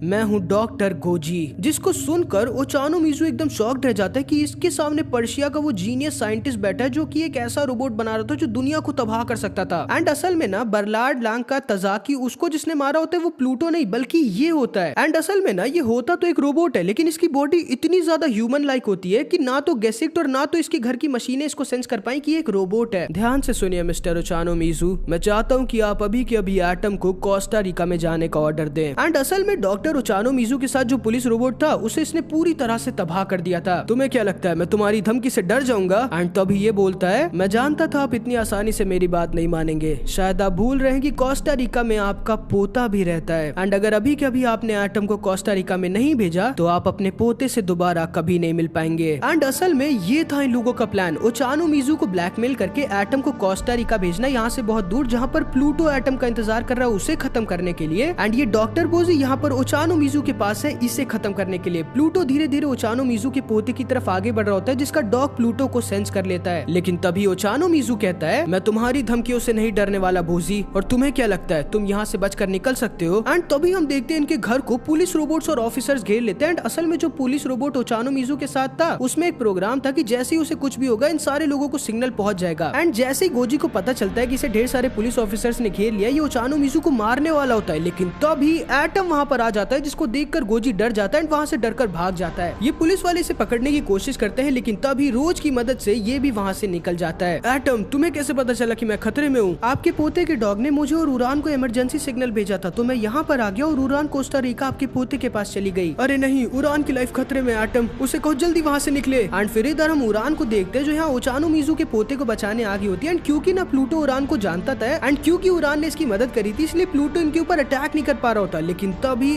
एटम वहाँ पर पहुंच जाता है उरान और ओचानोमिज़ू के पोते को बचाने के लिए एंड इन लोगों के जाल में फंस जाता है एंड प्लूटो इसे भी खत्म कर देता है। एंड फिर इधर हम देखते हैं गेसिट को हमेशा की तरह एक रोबोट होने के बाद भी एक भयानक सपना आता है जिसकी वजह से चिल्लाने लगता है और उठ जाता है। एंड एडोल्फ भी यहाँ ऊपर से इसके ऊपर अपनी कॉम्पैक्ट क्लस्टर गन तान कर बैठा होता है एंड गेसिट पर नजर रखे होता है, लेकिन इसे मार नहीं पा रहा होता क्योंकि गेसिट ना अपने बुलेट प्रूफ घर के अंदर होता है। एंड एडोल्फ को ये नहीं पता होता कि गेसिट को इसके बारे में कब का पता चल गया है। एंड फिर इधर हम एडोल्फ और इसके एंटी रोबोट ग्रुप के लीडर को देखते हैं जो नहीं चाहता था कि एडोल्फ गेसिट को मारे, क्योंकि गेसिट की इस न्यूज को यूज करके कि उसने एक इंसान को मारा था, ये लोग गवर्नमेंट पर प्रेशर बनाना चाहते थे कि रोबोट्स हमारे बराबर रहने के लायक नहीं है, उन्हें वापस से हमारा नौकर बना दिया जाए। लेकिन एडोल्फ इसकी बात को मान ही नहीं रहा होता, वो बस अपने भाई का बदला लेना चाहता था। इसलिए ना एडोल्फ वहां से गुस्से में चला जाता है और आज ये ठान लेता है कि आज ही ये गेसिट को मारेगा। लेकिन क्योंकि एडोल्फ का बॉस ये नहीं चाहता था, इसीलिए अपने बॉडीगार्ड को ऑर्डर दे देता है एडोल्फ को मार देने के लिए, इससे पहले कि वो गेसिट को मारे। एंड फिर इधर हम एडोल्फ को देखते हैं जिसने आज फाइनली ठान लिया होता है कि आज वो गेसिट को मारेगा, लेकिन उससे पहले ये एक बार अपने भाई की ग्रेव पर जाता है। लेकिन जैसे ही अपनी गाड़ी से उतरता है उसी सेकंड इसकी गाड़ी ब्लास्ट हो जाती है क्योंकि इसके बॉस ने इसकी कार के नीचे एक बॉम्ब लगा दिया था। एंड फिर इधर हम गेसिट को देखते हैं जो अपनी वाइफ के साथ एयरपोर्ट पर होता है और ये दोनों फाइनली जापान जा रहे होते हैं। लेकिन तभी इसे न्यूज पर एटम की मौत के बारे में पता चल जाता है एंड इसका सर दर्द होने लगता है एंड ये बहुत ही ज्यादा दुखी हो जाता है, इतना कि इसका सिस्टम ओवरलोड हो जाता है एंड गेसिट न वहीं पर बेहोश होकर गिर जाता है, जिस वजह से इनकी जापान ट्रिप कैंसिल हो जाती है। एंड गेसिट जब होश में आता है तो डॉक्टर हॉफमैन के पास होता है। एंड फिर इधर हम एडोल्फ को देखते हैं जिसके साथ इन्वेस्टिगेशन हो रही होती है कि आखिर कौन इसे मारना चाहता था। एंड क्योंकि इसको मारने के लिए एक बहुत ही खतरनाक क्लस्टर बॉम्ब का यूज हुआ था, इसलिए ये लोग डिसाइड करते हैं इसे कुछ दिनों के लिए बॉडीगार्ड देने का। एंड फिर जब एडोल्फ अपने ऑफिस में जाता है तो इसे इनकी एंटी रोबोट ग्रुप का एक सीक्रेट दोस्त बताता है कि एडोल्फ को इसकी लीडर ने ही मारने की कोशिश की थी, जो कि दोबारा से मारने का ट्राई जरूर करेगा। जिसको सुनकर एडोल्फ एकदम शॉक रह जाता है और बहुत ज्यादा डर जाता है। इसे लगता है कि इसके ऑफिस में भी कोई बॉम्ब हो सकता है, तो यहाँ वहां से भागने लगता है। लेकिन तभी गेसिट इसे पकड़ लेता है एंड असल में गेसिट को ड्यूटी मिल गई होती है एडोल्फ को प्रोटेक्ट करने की। एंड भाई किस्मत का खेल देखो, जिसको एडोल्फ मारना चाहता था वही इसका बॉडीगार्ड बन गया होता है। ये लोग अपने रास्ते में होते हैं जब एडोल्फ इसे बताता है कि इसे रोबोट से नफरत है। गेसिट इसकी जॉब के बारे में सर्च कर रहा होता है ये देखने के लिए कि कहीं कोई इसके जॉब वाला तो नहीं जो इसकी जान लेना चाहता है। एंड तब इसे पता चलता है कि एडोल्फ का ना यूएस में सिक्योरिटी कैमरास को मैनेज करने का बिजनेस होता है। एंड तभी इन लोगों को एक और चीज पता चलती है कि एक और साइंटिस्ट डॉक्टर रोनाल्ड जिसने एप्सिलॉन को बनाया होता है, जो कि बोरा टीम का पार्ट था, उनका भी मर्डर हो गया होता है और उनके सर पर भी 2 सींगें घुसी हुई थी। मेरे हिसाब से डिटेक्टिव तुम्हें वहां होना चाहिए था, यहाँ नहीं। मेरा पीछा छोड़ो, मुझे तुमसे नफरत है। लेकिन जब गेसिट इसे मना कर देता है तो एडोल्फ इसे एक ऐसी चीज दिखाता है जिसको देखकर गेसिट एकदम शॉक्ड रह जाता है। एंड असल में क्योंकि एडोल्फ का यूएस में सिक्योरिटी कैमरास का मैनेज करने का बिजनेस होता है, इसके पास ना यूएस के एक प्रिजन का एक फुटेज होता है जो कि बहुत ही ज्यादा शॉकिंग था, जिसमें एक आदमी बर्नार्ड लांका, तजाकी, ओचानोमिज़ू और रोनाल्ड के साथ साथ उन सारे साइंटिस्ट का नाम ले रहा होता है जो कि बोरा टीम में थे, जिसमें से एक था गेसिट का साइंटिस्ट हॉफमैन। एंड इस आदमी को देखकर गेसिट एकदम शॉक्ड रह जाता है क्योंकि ये आदमी कोई और नहीं बल्कि सेंट्रल एशिया वॉर से पहले पर्शिया का राजा डेरियस था, जो कि अभी भी जिंदा है। एंड गेसिट को पता चल जाता है कि शायद से अगली बारी हॉफमैन की है, इसलिए तुरंत ही एप्सिलॉन को फोन मिला देता है, जो हॉफमैन को लेकर उसके घर से उड़ जाता है और बहुत दूर निकल जाता है। एंड तभी हॉफमैन देखता है कि इसके घर में एक बहुत बड़ा सा ब्लास्ट होता है एंड हॉफमैन किसी तरह इस ब्लास्ट से बच गया होता है। एंड तभी हम देखते हैं एडोल्फ के ऑफिस में भी एक फ्लाइंग बॉम्ब उड़कर आ जाता है, जो कि इसे आसानी से मार देता अगर गेसिट यहाँ पर ना होता। एडोल्फ बहुत ज्यादा डर जाता है और गेसिट से रिक्वेस्ट करता है कि वो इसको और इसकी फैमिली की मदद करे और ये गेसिट को एंटी रोबोट ग्रुप और इसके बॉस जो भी इसको पता है वो सब कुछ बता देगा। एंड गेसिट इसकी बात को मान जाता है। फिर रास्ते में एडोल्फ गेसिट को बताता है कि वो गेसिट से इतनी ज्यादा नफरत इसलिए करता है क्योंकि आज से 2 साल पहले गेसिट ने इसके भाई को मारा था, जिसको सुनकर गेसिट एकदम शॉक्ड रह जाता है क्योंकि रोबोट्स चाहकर भी इंसान को मार नहीं सकते एंड गेसिट की मेमोरी में कोई ऐसी मेमोरी है ही नहीं जब इसने किसी को मारा हो, फिर आखिर कब और कैसे। एंड फिर इधर हम डॉक्टर टेनमा, एक जीनियस साइंटिस्ट को देखते हैं जिसने एटम जैसे मास्टरपीस को बनाया था। लेकिन इनके हिसाब से ना एटम एक मास्टरपीस नहीं बल्कि इनका सबसे बड़ा फेलियर था। एंड असल में इनके हिसाब से एक मास्टरपीस रोबोट वो है जो कि सिर्फ पॉजिटिव इमोशंस नहीं बल्कि इंसानों की तरह नेगेटिव इमोशंस भी, जैसे गुस्सा, झूठ बोलना और नफरत, ये सब भी कर सके। इतना नफरत कर सके कि वो किसी आदमी का मर्डर कर सके एंड वो होगा इनके हिसाब से एक असली मास्टरपीस रोबोट। एंड अब हम गेसिट को देखते हैं जिसको अब जाके अपने पास्ट की एक छोटी सी झलक दिखती है जब इसने सच में एडोल्फ के भाई को मारा था। एंड गेसिट को यकीन नहीं हो रहा था कि सच में इसने एक इंसान को मारा है। फिर हम देखते हैं एप्सिलॉन और हरक्यूलिस साथ में खड़े होते हैं। तभी इन दोनों को एहसास हो जाता है कि एक बहुत ही खतरनाक टोर्नाडो इनकी तरफ आ रहा है। हरक्यूलिस, मैं अभी भी कह रहा हूँ तुम चलो मेरे साथ, मैं तुम्हारी तुम्हारी तरह वीक नहीं हूँ एप्सिलॉन, जिसको लड़ना पसंद नहीं है। अगर तुम अपने रिस्पेक्ट, अपनी फैमिली, अपने दोस्तों के लिए लड़ भी नहीं सकते तो तुमसे ज्यादा वीक कोई नहीं। जो यहाँ आ रहा है उसने मेरे राइवल ब्रांडो को मारा था, और अगर मुझे मेरे राइवल को हराना है तो उसका बदला मुझे इससे लेना ही होगा। अब जाओ यहाँ से एप्सिलॉन, और ऊपर से हमारी फाइट को रिकॉर्ड करके हमारी एनिमी की इंफॉर्मेशन को कलेक्ट करना। एंड फिर एप्सिलॉन बहुत ज्यादा ऊपर हवा में चला जाता है इन दोनों की फाइट को रिकॉर्ड और एनालाइज करने के लिए। एंड हरक्यूलिस और प्लूटो आमने सामने होते हैं। एंड अब हम एक दूसरे रोबोट रूजवेल्ट को देखते हैं जो कि इनकी फाइट को देख रहा होता है। हरक्यूलिस और प्लूटो दोनों आपस में टकरा जाते हैं। ये दोनों ही बहुत ज्यादा स्ट्रांग होते हैं, लेकिन प्लूटो के पास जो बहुत ही ज्यादा खतरनाक इलेक्ट्रोमैग्नेटिक वेव्स होती है ना, उससे हरक्यूलिस का सिस्टम खराब होता जा रहा होता है। इससे बहुत ज्यादा दिक्कत होने लग जाती है। एप्सिलॉन इन दोनों की फाइट को ऊपर से देख रहा होता है। ये चाहता तो था हरक्यूलिस की मदद करने की, लेकिन क्योंकि इसके उसूल होते कि ये लड़ाई नहीं करता, इसीलिए ये जा नहीं पा रहा होता एप्सिलॉन की मदद करने के लिए। एंड तो भी हम देखते हैं प्लूटो हरक्यूलिस को अपनी हॉर्न से पकड़ लेता है एंड हरक्यूलिस को भी प्लूटो खत्म कर देता है। एंड एप्सिलॉन ना चाहते हुए भी हरक्यूलिस को बचा नहीं पाता है। एंड फिर ये गैसेट को कॉल करने लगता है, लेकिन गैसेट भाई अभी खुद सदमे में होता है। इसको कॉल को उठा ही नहीं रहा होता गैसेट, क्योंकि गैसेट को ना इसकी पास की मेमोरी सब धीरे धीरे याद आने लग गई होती है, जो कि इसके डेटा से डिलीट कर दी गई थी। इसे याद आने लगता है कि इसने सच में कैसे एडोल्फ के भाई को मारा था, लेकिन उसका ना एक रीजन था। एडोल्फ का भाई ना एक साइको बन गया था जो रोबोट बच्चों को किडनैप करके उन्हें टॉर्चर कर उन्हें मारता था, फिर उनको बेचकर पैसे कमाता था, जिसकी वजह से एडोल्फ के भाई ने बहुत सारे ह्यूमंस और रोबोट्स की फैमिलीज की खुशियों को बर्बाद किया था। एंड गैसेट एक जीनियस, जब वो फाइनली एडोल्फ के भाई को पकड़ लेता है जिसके पास एक टूटा हुआ रोबोट बच्चा था, तब गैसेट को पहली बार हेट महसूस होता है। एंड गैसेट के एआई में गुस्सा और हेट इतना ज्यादा बढ़ जाता है कि गैसेट अपने आप को खो देता है एंड एडोल्फ के भाई को अपनी सुपर गन से खत्म कर देता है। फिर हम देखते हैं गैसेट एडोल्फ और इसकी फैमिली को एक सेफ जगह पर लेके जा रहा होता है, लेकिन तभी अचानक से इनके पीछे जो पुलिस कार थी वो पूरी तरह से गायब और डिस्ट्रॉय हो जाती है। इन्हें पता भी नहीं चलता कि क्या हुआ। एंड इसीलिए गैसेट और एडोल्फ तुरंत ही समझ जाते हैं कि पुलिस कार को किसी नॉर्मल वेपन से नहीं बल्कि एक क्लस्टर कैनन गन से डिस्ट्रॉय किया गया है, वही जो कि एडोल्फ ने खरीदा था। एक लौता ऐसा वेपन जो गैसेट के जेरोनियम बॉडी के सामने असरदार है। जरूर से मेरे बॉस के आदमी मेरे पीछे पड़े मुझे मारने के लिए, ताकि मैं हमारे एंटी रोबोट ग्रुप के बारे में पूरी दुनिया को ना बता सकूं। प्लीज गैसेट, मेरी और मेरी फैमिली को बचा लो बस, प्लीज, मैं कुछ भी करने के लिए तैयार हूँ। एंड तभी हम देखते हैं एडोल्फ के बॉस का आदमी इनके ऊपर अपनी क्लस्टर कैनन गन से अटैक कर देता है एंड गैसेट किसी तरह एडोल्फ और इसकी फैमिली को बचाता है। एंड तभी ये आदमी एडोल्फ के सामने आ जाता है इसे अपनी क्लस्टर कैनन गन से मारने के लिए, लेकिन तभी गैसेट इसके सामने आ जाता है अपनी सुपर गन को लेकर। एंड ये आदमी ना ये जानता था कि गैसेट इसके ऊपर बिना परमिशन के शूट नहीं कर सकता, क्योंकि ये ह्यूमन है और मार तो इसको बिल्कुल भी नहीं सकता, इसलिए इसके अंदर कुछ डर ही नहीं था। एडोल्फ, मेरे पीछे आकर खड़े हो जाओ। एंड एडोल्फ तुरंत ही गैसेट के पीछे जाकर खड़ा हो जाता है। बहुत अच्छे, अब मैं एक ही गोली से तुम दोनों को खत्म कर सकता हूँ, फिर बॉस शायद मेरी और तारीफ करेंगे। एंड तो अभी इन दोनों के ऊपर अपनी क्लस्टर कैनन गन फायर कर देता है, जिससे किसी तरह गैसेट अपनी सुपर गन का यूज कर इसके मिसाइल को आधे रास्ते में ही ब्लास्ट कर देता है, जिसका इम्पैक्ट इतना ज्यादा था कि गैसेट बहुत ज्यादा इंजर्ड हो जाता है, लेकिन ये किसी तरह एडोल्फ को बचा लेता है। एंड क्योंकि अब इस आदमी की क्लस्टर कैनन गन रिलोड नहीं थी, इसलिए डर के मारे वहीं पर सरेंडर कर देता है। एंड इस तरह गैसेट एडोल्फ और इसकी फैमिली को बचा लेता है। एडोल्फ, मुझे माफ कर देना, मैंने गुस्से और हेटरेट को अपने ऊपर हावी होने दिया और मैंने तुम्हारे भाई को। नहीं डिटेक्टिव गैसेट, प्लीज मुझे माफी मांगनी चाहिए। मैंने आपको एक इतने अच्छे पुलिस ऑफिसर को मारने की कोशिश की थी, लेकिन फिर भी आपने आज मुझे और मेरी फैमिली को बचा लिया। हो सके तो प्लीज आप मुझे माफ कर दीजिएगा। एंड इस तरह से एडोल्फ के अंदर गैसेट के लिए जो हेटरेट थी वो खत्म हो जाती है। एंड फिर इधर हम उरान को देखते हैं जो कि एटम के लिए बहुत ज्यादा दुखी थी, लेकिन तभी ये एक ऐसे आदमी को सेंस करती है जो कि इससे भी ज्यादा दुखी था। एंड जब उरान उस आदमी के सैडनेस का पीछा करती है तो ये ग्रेव के पास आ जाती है जो कि एटम नाम के एक लड़के की थी, लेकिन जब तक यहाँ आती है तब तक वो आदमी वहां से जा चुका था। एंड वो आदमी कोई और नहीं बल्कि ये जीनियस साइंटिस्ट डॉक्टर टेनमा था जिसने एटम को बनाया था। एंड ये ना यहाँ पर एटम की बॉडी को देखने आया होता है जो कि इसका बेटा था। एंड असल में ना इसके बेटे का नाम एटम था जो कि एक एक्सीडेंट में खत्म हो गया था, इसीलिए इसने एटम एक मास्टरपीस रोबोट को बनाया था जो कि हूबहू इसके बेटे की तरह दिखता था। लेकिन ऑब्वियसली भाई एक रोबोट अपने खुद के बच्चे की जगह थोड़ी ना ले सकता है। एंड इसीलिए डॉक्टर टेनमा के हिसाब से एटम इनका एक बहुत बड़ा फेलियर था। लेकिन एटम जैसा भी था वो था तो इनके बेटे की तरह ना, उन्होंने इसे अपने बेटे की तरह बनाया था। इसीलिए डॉक्टर टेनमा किसी तरह फिर से यहाँ पे एटम को आकर रिपेयर करने लगते हैं, जो कि लगभग नामुमकिन होता है क्योंकि ये एक और बार एटम को नहीं खोना चाहते थे।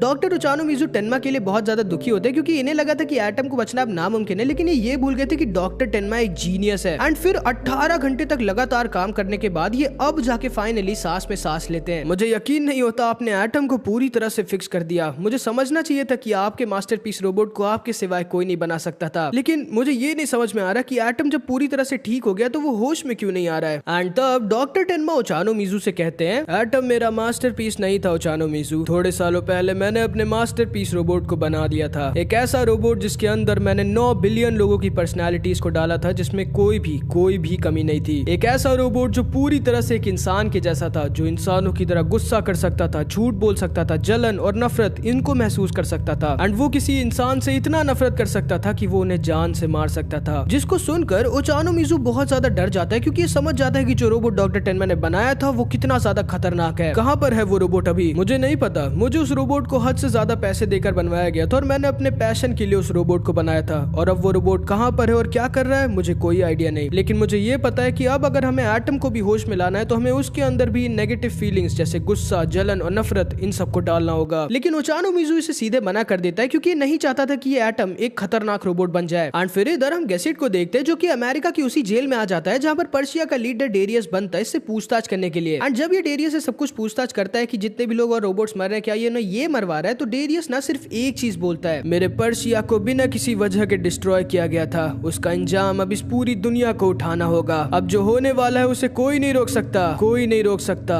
प्लूटो को। एंड इतना ही कहने के बाद डेरियस अपने ही दांत से अपनी जीभ को काट देता है ताकि ये आगे कुछ ना बोल पाए। इसे तुरंत ही मेडिकल वार्ड भेज दिया जाता है। गैसेट वहां से दुखी दुखी और कंफ्यूज जाने लगता है, लेकिन तभी इसके सामने एप्सिलॉन आ जाता है जो इससे कहता है हरक्यूलिस मारा गया गैसेट, जिसको सुनकर गैसेट बहुत ज्यादा दुखी हो जाता है। लेकिन मरने से पहले उसने हमारे एनिमी प्लूटो के खिलाफ हमें काफी इन्फॉर्मेशन दे दी है जो कि मैं तुम्हें अभी के अभी भेजता हूँ। लेकिन उसके साथ ही साथ जब हरक्यूलिस प्लूटो से लड़ रहा था तब प्लूटो के डेटा से हरक्यूलिस ने एक ऐसी फोटो एक्सट्रैक्ट कर ली थी जिसको तुम्हें देखना चाहिए। एंड जब गैसेट इस फोटो और इस बड़े से बगीचे को देखता है तो ये थोड़ा शॉक रह जाता है और ये समझ जाता है कि इस फोटो में शायद जो है वो कोई और नहीं बल्कि प्लूटो ही है। एंड ये होता है प्लूटो का असली रूप। एंड फिर हम देखते हैं गैसेट खुद पर्शिया आ जाता है प्लूटो के बारे में और इन्फॉर्मेशन कलेक्ट करने के लिए, जबकि उस कैनन क्लस्टर ब्लास्ट की वजह से अभी पूरी तरह से रिकवर नहीं हुआ था। इसकी बॉडी ना अभी भी काफी वीक थी। एंड ये ना यहाँ पर ऐसे ही पर्शिया के एक मार्केट में घूम रहा होता है जब इसे रास्ते में एक पर्शियन वॉर की वजह से एक टूटा हुआ अबैंडन्ड रोबोट बच्चा मिलता है जो कि फ्लावर बेच रहा होता है खुद का गुजारा करने के लिए, क्योंकि इनकी दुनिया में ना रोबोट्स को भी बैटरी एनर्जी ड्रिंक चाहिए होती है ना जिंदा रहने के लिए। एंड ये रोबोट बच्चा गैसेट से कहता है मेरा नाम टेट्सू है, आप एक फ्लावर खरीद सकते हैं मुझसे। लेकिन गैसेट इसे मना कर देता है और यहाँ आ जाता है अबूला से मिलने के लिए। एंड गैसेट जैसे इसका हाथ मिलाता है इसे एहसास होता है कि इसका हाथ भी एक मशीन है। एंड तब अबूला गैसेट को बताता है कि सेंट्रल एशिया वॉर में इसने अपनी फैमिली के साथ साथ लगभग पूरी बॉडी को खो दिया था, इसीलिए इसकी most of the body machine से रिप्लेस कर दी गई है। एंड तभी ये दोनों टेट्सू को देखते जो कि चुप के इन दोनों को देख रहा होता है एकदम प्यारे से बच्चे की तरह, जिसको देखकर अबूला कहता है सेंट्रल एशिया वॉर की वजह से आज तक हमारी कंट्री के लोग और रोबोट्स बहुत ज्यादा सफर कर रहे हैं, लेकिन मुझे यकीन है कि जल्दी ही ये सब ठीक हो जाएगा। एंड तब गैसेट इससे पूछता है कि क्या ये डेरियस और प्लूटो के बारे में जानता है जो कि बोरा टीम वाले और वर्ल्ड के टॉप 7 रोबोट्स वालों को एक एक कर खत्म कर रहे हैं, जिसपे ये कहता है मैं इस बारे में कुछ भी नहीं जानता, मैं सिर्फ इतना जानता हूँ कि बोरा टीम वालों के साथ जो भी हो रहा है वो पूरी तरह से गलत नहीं है। उन्हीं की झूठी रिपोर्ट की वजह से कि हम एक वेपन ऑफ मास डिस्ट्रक्शन बना रहे सेंट्रल एशिया वॉर हुई जिसमें पर्शिया के इतने सारे लोग, इतने सारे रोबोट्स मारे गए और पूरा का पूरा पर्शिया तबाह हो गया। मे भी शायद भगवान प्लूटो का रूप लेके उन सारे लोगों को सजा दे रहे हैं जो उस वॉर के लिए जिम्मेदार थे। ठीक है डिटेक्टिव गैसेट, आपसे मिलके मुझे अच्छा लगा, अब मैं चलता हूँ। एक मिनट, जाने से पहले क्या आप इसे जानते हैं? एंड तब गैसेट अबूला को प्लूटो की फोटो दिखाता है जिसे देखकर अबूला थोड़ा शॉक्ड रह जाता है। नहीं, मैं नहीं जानता कि ये कौन है, अब मैं चलता हूँ यहाँ से। एंड अबूला वहाँ से जाने लगता है, लेकिन तभी गैसेट इससे कहता है शायद आपको ये पता नहीं है मिस्टर अबूला, लेकिन मेरा सिस्टम ये डिटेक्ट कर लेता है कि कब सामने वाला झूठ बोल रहा है और मुझे पता है कि आप इस आदमी को जानते हैं। एंड फिर अबूला इसे इग्नोर कर वहाँ से चला जाता है। गैसेट वहाँ से जाने लगता है, लेकिन तभी टेट्सू इसे फिर से मिल जाता है जो गैसेट के पीछे पड़ जाता है कि बस इससे एक फ्लावर खरीद ले। एंड गैसेट ना फाइनली इसकी बात को मान लेता है एंड एक फ्लावर इससे खरीद लेता है। एंड तभी बातों बातों में टेट्सू गैसेट से बताता है कि ये भी एक गार्डनर बनना चाहता है, ठीक वैसे ही जैसे फहाद था जिसकी फोटो अभी गैसेट ने अबूला को दिखाई थी, जिसको सुनकर गैसेट एकदम शॉक्ड रह जाता है कि ये आदमी इस फोटो में जो है उसका असली नाम फहाद था। एंड टेट्सू इसे ये भी बताता है कि फहाद ना नेदरलैंड चला गया था फ्लावर्स के बारे में पढ़ाई करने के लिए, जिसको सुनते ही ये भी नेदरलैंड चला जाता है फहाद के बारे में और इन्फॉर्मेशन कलेक्ट करने के लिए। एंड इसे सारे लोगों से ये पता चलता है कि फहाद भी ना एक रोबोट था एंड फहाद को फूल बहुत ज्यादा पसंद थे। फहाद का सपना था पर्शिया के एक डेजर्ट को पूरी तरह से गार्डन बनाने का जहाँ पर हर तरफ फूल, पेड़ और ग्रीनरी हो। एंड फहाद को वॉर, लड़ाई झगड़ा ये सब बिल्कुल भी नहीं पसंद था। फहाद सिर्फ और सिर्फ गार्डनिंग करना चाहता था। लेकिन जब सेंट्रल एशिया वॉर में फहाद के पापा मर गए तो फहाद को ना चाहते हुए भी वॉर में हिस्सा लेना पड़ा। एंड उसके बाद फहाद का क्या हुआ किसी को भी नहीं पता। लेकिन गैसेट के लिए जो सबसे ज्यादा शॉकिंग चीज थी जो इसे पता चली वो ये थी कि फहाद के पापा कोई और नहीं बल्कि अबूला ही थे भाई, जिसको देखकर गैसेट एकदम शॉक्ड रह जाता है क्योंकि फहाद के हिसाब से तो उसके पापा सेंट्रल एशिया वॉर में मारे गए थे ना। एंड अब जाके गैसेट को थोड़ा बहुत खेल समझ में आने लगता है एंड ये समझ जाता है कि प्लूटो कोई और नहीं बल्कि फहाद ही है, जिसके पास वेदर को कंट्रोल करने की पावर है। जिससे पहले तो वो फूलों को उगाना चाहता था और पर्शिया के डेजर्ट को ग्रीनरी से भरना चाहता था, लेकिन अब वो उसका यूज कर रहा है दुनिया के टॉप 7 रोबोट्स को मारने के लिए।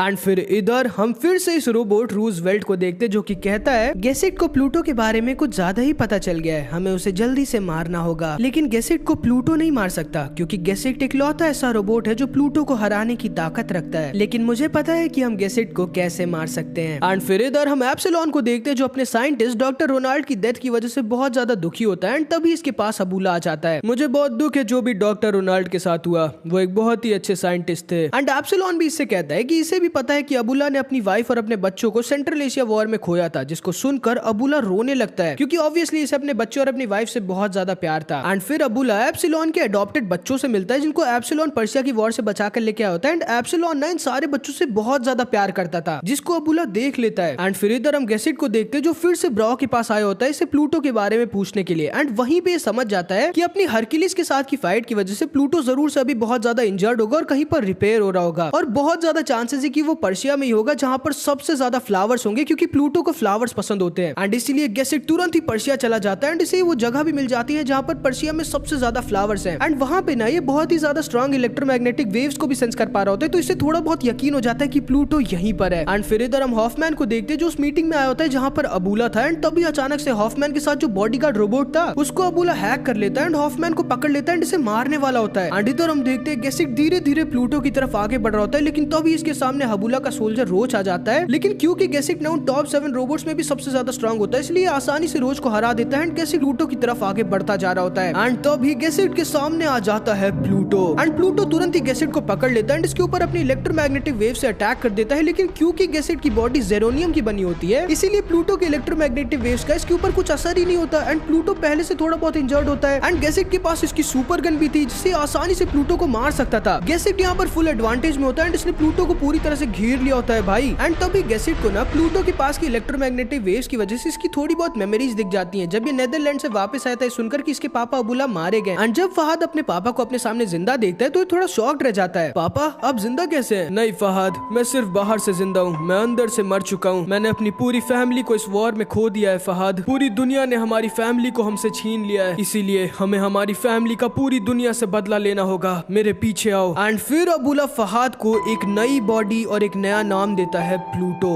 जिसका सिर्फ एक काम होगा, सारे उन लोगों से बदला लेना जिनकी वजह से अबूला की फैमिली मारी गई और पूरा पर्शिया तबाह हो गया। एंड असल में अबूला ही फहद से जानबूझकर वो सारे मर्डर करवा रहा होता है जिसको ना चाहते हुए भी फहद को करना पड़ रहा होता है। एंड तभी गैसेट को ऑर्डर मिलता है। सोच कह रहे हो गैसेट तुम्हें ऑर्डर मिल गया है, जल्दी से खत्म कर दो उस प्लूटो को अपनी सुपर गन से। लेकिन तभी अबूला इसे कॉल कर देता है एंड इसे कहता है गैसेट मेरे बेटे फहद को छोड़ दो, बदले में मैं तुम्हारे साइंटिस्ट हॉफमैन को छोड़ दूंगा। एंड गैसेट ना भाई क्योंकि एक बहुत ही अच्छे दिल का रोबोट होता है एंड क्योंकि ये जान गया होता है कि सारी गलती प्लूटो की नहीं बल्कि अबूला की है, एंड क्योंकि हॉफमैन की भी जान खतरे में होती है इसलिए प्लूटो को खत्म नहीं करता। एंड ये वहीं पर प्लूटो को छोड़कर जाने लगता है। क्या कर रहे हो तुम्हें समझ नहीं आता? प्लूटो को मार दो, ये हमारा ऑर्डर है। लेकिन गैसेट इनके सारे ऑर्डर को मारने से मना कर देता है एंड वहां से बस चुपचाप जाने लगता है। एंड जब ये वहां से जाने लगता है तभी ना इसे पीछे से प्लूटो के रोने की आवाज आती है, जो कि खुद बहुत ज्यादा दुखी होता है उन सारे मर्डर्स के लिए जो कि अबूला के कहने पर इसने किए थे। एंड फिर हम देखते हैं गैसेट ये भी डिसाइड कर लेता है कि वो अपनी सब जॉब को छोड़ देगा। एंड गैसेट अपनी वाइफ को फोन कर देता है एंड इससे कहता है कि इसने अपने केस को सॉल्व कर दिया है एंड अब ये दोनों साथ में जापान घूमने जा सकते हैं, जिसको सुनकर इसकी वाइफ बहुत ज्यादा खुश हो जाती है। एंड गैसेट ने ना अपनी जॉब को इसलिए छोड़ा होता है क्योंकि जब ये प्लूटो से लड़ रहा था तब उसके इलेक्ट्रोमैग्नेटिक वेव्स की वजह से इसको अपना पूरा का पूरा असली पास्ट याद आ गया होता है, जो कि बिना इसकी मर्जी के इसकी मेमोरी से डिलीट कर दिए गए थे। एंड असल में आज से 2 साल पहले जब ये और इसकी वाइफ जापान गए थे तब एक मिशन में ना गैसेट ने एक बच्चे को बचाया था, जिसकी वजह से इसके मम्मी पापा बहुत ज्यादा खुश हो गए थे और बहुत ज्यादा रोने लग गए थे। एंड तब गैसेट ने सोचा था कि एक बच्चा होना आखिर कैसा फील होता होगा। एंड जब ये वापस लौट रहा था तब इसे एक टूटा हुआ रोबोट बच्चा मिलता है जिसको किसी ने फेंक दिया था। एंड फिर गैसेट ना इस टूटे हुए रोबोट बच्चे को इस कूड़े वाले से खरीद लेता है एंड वापस अपनी वाइफ हेलेना के पास लेकर आ जाता है। एंड ये और हेलेना इस बच्चे को अपना लेते हैं एंड पाल लेते हैं। एंड इन दोनों का इस बच्चों से कुछ ही साल में बहुत ज्यादा प्यार हो जाता है, जिसका नाम गैसेट रॉबिटा रखता है। लेकिन फिर एक दिन एडोल्फ का भाई रॉबिटा को किडनैप कर लेता है एंड उसे मारकर टुकड़ों में तोड़कर उसे बेचने जा रहा होता है, जिसको देखकर पहली बार गैसेट बहुत ज्यादा गुस्सा आ जाता है। एंड गैसेट का एआई गुस्से और हेट्रेड से ओवरलोड हो जाता है एंड गैसेट अपनी सुपर गन का यूज कर एडोल्फ के भाई को खत्म कर देता है। एंड ऑब्वियसली भाई क्योंकि गैसेट को बनाने में बहुत ज्यादा पैसे लगे थे एंड अगर ये बात पूरी दुनिया में फैल जाती कि दुनिया के टॉप 7 रोबोट्स में से किसी ने एक इंसान को मारा है तो पूरी दुनिया में हल्ला मच जाता है। इसीलिए गैसेट के मेकर्स ने इसकी 2 साल की जापान की मेमोरीज को डिलीट कर इसके अंदर फेक स्पेन वाली मेमोरीज को डाल दिया था, जिसके बारे में हॉफमैन तक को नहीं पता था। लेकिन अब गैसेट को सब कुछ याद आ गया होता है और इसीलिए इसने अपने डिटेक्टिव वाली जॉब को छोड़ दिया होता है। ये वापस अपनी वाइफ हेलेना के लिए एक फूलों के गुलदस्ते दोस्ते को लेकर लौट रहा होता है, लेकिन तभी अचानक से इसके सामने टेट्सू आ जाता है, वही जिससे पर्शिया में मिला था। एंड जैसे ही गेसिक्ट इस टेट्सू को देखता है, ये दोबारा से अपने बच्चे रोबिटा की याद में खो जाता है। एंड उसी सही टाइम का फायदा उठाकर टेट्सू गेसिक्ट की तरफ इस कॉम्पैक्ट क्लस्टर गन को तान कर फायर कर देता है। एंड गेसिक्ट इसे ऑब्वियसली रोक नहीं पाता, एंड जिस वजह से गेसिक्ट वहीं पर खत्म हो जाता है। एंड टेट्सू भी वहां पर नीचे गिरकर बेहोश हो जाता है। एंड असल में ना इस टेट्सू को ये वाला रोबोट रूजवेल्ट कंट्रोल कर रहा होता है, जो कि गेसिक्ट को मारने के अपने प्लान में सक्सेसफुल हो जाता है। एंड फिर थोड़े दिनों बाद हम देखते हैं गेसिक्ट की वाइफ हेलेना अकेले जापान घूमने आई होती है, जो कि ये तो दिखा नहीं रही होती कि ये बहुत ज्यादा दुखी है, लेकिन ये अंदर से बहुत ज्यादा दुखी होती है। लेकिन जब ये यहाँ डॉक्टर टेनमा से मिलती है तो ये फूट फूट कर गेसिक्ट के लिए रोने लगती है। एंड ये असल में यहाँ जापान इसीलिए आई होती है डॉक्टर टेनमा को गेसिक्ट की चिप को देने के लिए, जिसके बदले टेनमा ने इसे वादा किया होता है कि ये गेसिक्ट के मर्डरर्स को छोड़ेगा नहीं। एंड फिर हमें पता चलता है कि डॉक्टर टेनमा ने जो मास्टरपीस रोबोट बनाया था उसे किसी और ने नहीं बल्कि प्रोफेसर अबूला ने ही बनवाया था। एंड फिर हम देखते हैं, जैसा कि तुम्हें याद होगा, कि एटम को वापस से होश में लाने के लिए इन्हें एटम के अंदर नेगेटिव इमोशन जैसे हेट्रेड, गुस्सा, इन सबको डालना था। इसीलिए ना डॉक्टर टेनमा गेसिक्ट की चिप को जो इन्होंने हेलेना से ली थी वो बिना किसी को बताए एटम के अंदर इंस्टॉल कर देते हैं, ताकि एटम दोबारा से होश में आ पाए। एंड फिर इधर हम epsilon the last top 7 robots में से एक को देखते हैं, जिसको जब पता चलता है कि गेसिक्ट मारा गया तो ये बहुत ज्यादा दुखी हो जाता है। क्योंकि सब ये जानते थे कि एप्सिलॉन की जान भी अब खतरे में है, इसीलिए गवर्नमेंट इसे एक बॉडीगार्ड देती है। एंड एप्सिलॉन का आज बर्थडे भी होता है, जिसके लिए सारे के सारे बच्चे इसे सरप्राइज देते हैं और गिफ्ट्स भी देते हैं। एंड इसको पाकर एप्सिलॉन बहुत ज्यादा खुश हो जाता है। एंड एप्सिलॉन ना भाई बहुत ज्यादा स्ट्रांग होता है, लेकिन आज तक फिर भी इसने कभी लड़ाई नहीं करी होती, क्योंकि ये ना बहुत ही ज्यादा अच्छा होता है। एंड आज तक इसने सिर्फ एक बार अपनी पावर का यूज किया था पूरे के पूरे पर्शिया की एक रिसर्च फैसिलिटी और एक पूरी सिटी को एक ही ब्लास्ट में साफ करने के लिए, जिसके बाद ये पर्शिया के सारे अनाथ हुए बच्चों को अपने साथ यहाँ लेकर आकर अडॉप्ट कर लिया होता है। एंड फिर हम देखते हैं एप्सिलॉन को इसकी सिक्योरिटी के लिए इसके बच्चों से दूर एक दूसरी जगह पर भेज दिया जाता है, जो कि इसकी कंट्री का सबसे ज्यादा सिक्योर प्लेस था। और वहीं पर ये स्कॉट से भी मिलता है, जो कि बोरा टीम का ही मेंबर था। इन सबको लग रहा होता है कि ये दोनों यहाँ पर पूरी तरह से सेफ है, लेकिन तभी एप्सिलॉन को पता चलता है कि इसके बच्चों के पास अचानक से एक तूफान आ गया है, जिसका ऑब्वियसली मतलब था कि प्लूटो वहाँ इसके बच्चों के पास पहुंच गया है। एंड एप्सिलॉन को समझ नहीं आता कि प्लूटो को कैसे इसके बच्चों के बारे में पता चला, क्योंकि इसे तो पता नहीं होता कि अबूला ये सब करवाला है, अबूला इसके बच्चों से मिला था। एंड एप्सिलॉन भाई तुरंत ही अपने बच्चों की तरफ जाने लगता है, लेकिन तभी अचानक से इनके सेफ हाउस के ऊपर, जो कि एक पहाड़ पर था, उसके ऊपर अचानक से एक बहुत ही ज्यादा स्ट्रॉन्ग और खतरनाक बिजली गिरती है। एंड इनका पूरा का पूरा बेस तबाह हो जाता है और ये पूरा का पूरा पहाड़ तबाह हो जाता है। एंड एक हॉर्न की शेप में आ जाता है, मतलब सींगों की शेप में, जिससे एप्सिलॉन तो अपनी पावर का यूज कर बच जाता है, लेकिन स्कॉट वो नहीं बच पाता। एंड इस तरह बोरा टीम का एक और मेंबर स्कॉट भी मारा जाता है। एप्सिलॉन को समझ नहीं आता कि प्लूटो जब वहां है तो ये इतनी खतरनाक पावर किसकी थी, जिसने एक ही अटैक में इसके पूरे के पूरे बेस के साथ साथ एक पहाड़ तबाह कर दिया भाई। लेकिन एप्सिलॉन ये भी जानता था कि इसके पास अभी ज्यादा सोचने का टाइम नहीं है, इसे तुरंत ही अपने बच्चों की तरफ जाना होगा, इन्हें बचाने के लिए। एंड फिर इधर हम देखते हैं एप्सिलॉन के सारे बच्चे बहुत ज्यादा डरे हुए थे, इनका घर लगभग टूट गया होता है। लेकिन तभी एप्सिलॉन वहां पर आ जाता है, जिसका बॉडीगार्ड इधर आकर इनके बच्चों को बचाने लगता है। एंड एप्सिलॉन यहाँ प्लूटो से भिड़ जाता है। एंड जैसा कि तुम्हें याद होगा कि एप्सिलॉन ना बहुत ज्यादा स्ट्रांग होता है, एंड अब क्योंकि इसे अपने बच्चों को ही बचाना था तो ये अपनी पूरी ताकत के साथ प्लूटो से लड़ने लगता है। एंड एक बहुत बड़ा ब्लास्ट होता है, एंड प्लूटो का एक हाथ टूटकर नीचे गिर जाता है। एंड तभी पूरा का पूरा आसमान साफ हो जाता है, एंड प्लूटो ना भाई डर के भाग जाता है। तभी इन बच्चों को अपने ऊपर एक नहीं बल्कि दो सन दिखते हैं, जिनमें से एक होता है एप्सिलॉन, जो आज चाहता तो प्लूटो को मार देता, लेकिन क्योंकि ये इतना ज्यादा अच्छा होता है इसलिए इसने प्लूटो को इंजर्ड कर वहां से भगा दिया होता है। ये सारे के सारे बच्चे एप्सिलॉन को सही सलामत देखकर बहुत ज्यादा खुश हो जाते हैं, एंड एप्सिलॉन भी बहुत ज्यादा खुश हो जाता है। फिर हम देखते हैं एप्सिलॉन एक मीटिंग में जाता है सबको सब कुछ बताने के लिए, कि ये नहीं जानता कि स्कॉट के ऊपर किसने अटैक किया था उतनी स्ट्रॉन्ग पावर से। एंड ये सारे के सारे लोग ना एप्सिलॉन को डांट रहे होते हैं कि एप्सिलॉन ने तब प्लूटो को क्यों नहीं खत्म किया जब इसके पास मौका था, जिसपे एप्सिलॉन कहता है कि ये कभी भी प्लूटो को खत्म नहीं करेगा, चाहे वो इस पर जितनी बार अटैक करे। एंड तभी इधर हम देखते हैं किड्स एंड ह्यूमन राइट्स वाला आदमी यहाँ एक दूसरे आदमी के साथ आ जाता है, इन सारे बच्चों में से एक बच्चे वैसिली को अडॉप्ट करने के लिए। एप्सिलॉन की वर्कर इन्हें मना करती है कि तब तक वैसिली को इन्हें नहीं लेके जाने दे सकती जब तक एप्सिलॉन यहाँ पर नहीं आ जाता, लेकिन ये लोग इससे कहते हैं कि इनके पास ज्यादा टाइम नहीं है, एंड ये लोग ना वैसिली को एक बहुत अच्छी जिंदगी देना चाहते हैं। एंड अगर अभी इन लोगों ने वैसिली को इन्हें अपने साथ नहीं लेके जाने दिया तो वैसिली के पास से एक बहुत बड़ी अपॉर्चुनिटी ये लोग छीन लेंगे एक अच्छी जिंदगी जीने की, जिस वजह से ये वर्कर इनकी बातों में आ जाती है एंड वैसिली को इनके साथ भेज देती है। जब अगले दिन एप्सिलॉन घर आता है और इसे पता चलता है कि वैसिली गायब है और उसको दो लोग आकर अडॉप्ट कर अपने साथ नॉर्थ पोल लेके चले चले गए तो ये एकदम डर जाता है। एंड अब ये आदमी जो वैसली को अडॉप्ट करके लाया होता है अपना असली रंग दिखाता है। एंड असल में वैसली को अडॉप्ट करने के लिए नहीं बल्कि यहाँ नॉर्थ पोल अबूला के पास लेकर आ गया होता है, जिसको देखते ये बच्चा बहुत ज्यादा डर जाता है एंड चिल्लाने लगता है। एंड इस बच्चे को चुप कराने के लिए ना अबूला इसे मारने वाला होता है, लेकिन प्लूटो इसे रोक देता है। एंड असल में अबूला ये जानता था कि एप्सिलॉन ना बहुत ज्यादा स्ट्रॉन्ग है, लेकिन एप्सिलॉन की एक कमी होती है कि वो तभी अपनी फुल पावर का यूज कर सकता है जब सूरज निकला हो। एंड जब सूरज नहीं होता ना तो एप्सिलॉन अपनी फुल पावर के आधा स्ट्रॉन्ग भी नहीं होता। एंड इसीलिए अबूला वासली को लेके यहाँ नॉर्थ पोल आ गया होता है, क्योंकि पहले तो यहाँ पर कभी सूरज निकलता नहीं। एंड ये जानता था कि एप्सिलॉन बिना अपनी जान की परवाह किए तुरंत ही वासली को बचाने के लिए निकल के इधर आने लगेगा। एंड जब तक वो यहाँ नॉर्थ पोल पहुंचेगा उसकी बची कुछ एनर्जी की भी आधी एनर्जी बची होगी। एंड फिर प्लूटो एप्सिलॉन को आसानी से मारकर दुनिया के टॉप 7 रोबोट्स को खत्म कर देगा एंड फिर इन्हें रोकने वाला कोई नहीं होगा। एंड इसका प्लान ना भाई बिल्कुल सही था। एप्सिलॉन अपनी लगभग बची कुछ आधी से भी ज्यादा एनर्जी को खत्म कर तुरंत ही यहाँ अपने बॉडीगार्ड के साथ यहाँ वासली को बचाने के लिए नॉर्थ पोल आ जाता है, जहाँ पर सूरज नहीं निकलता, जिसकी वजह से अब ये दोबारा अपनी एनर्जी को भर नहीं सकता था। लेकिन फिर भी अपनी जान की परवाह किए एप्सिलॉन इस कैसल के अंदर घुस जाता है एंड वासली को ढूंढने लगता है। इसे प्लूटो की हद से ज्यादा स्ट्रॉन्ग इलेक्ट्रोमैग्नेटिक वेव्स महसूस हो रही होती है। एंड तभी अचानक से प्लूटो एप्सिलॉन को पकड़ लेता है अपने हॉर्न से। मेरी चिंता मत करो और जाके वासली को बचाओ। एंड एप्सिलॉन इतना कहने के बाद अपनी बची कुछ पूरी एनर्जी का यूज कर देता है एंड प्लूटो को लेकर हवा में उड़ जाता है और यहाँ बादलों के ऊपर आ जाता है, जहाँ पर अब सूरज ने दिख जाएगा, लेकिन सुबह होने में अभी थोड़ा टाइम था। एंड अब जाके हम लोग प्लूटो को देखते हैं जो कि एप्सिलॉन से कहता है, तुमने मुझे मारा क्यों नहीं था? क्योंकि तुम मेरे दुश्मन नहीं हो साहद, मैं तुम्हारी मदद करना चाहता हूँ। प्लूटो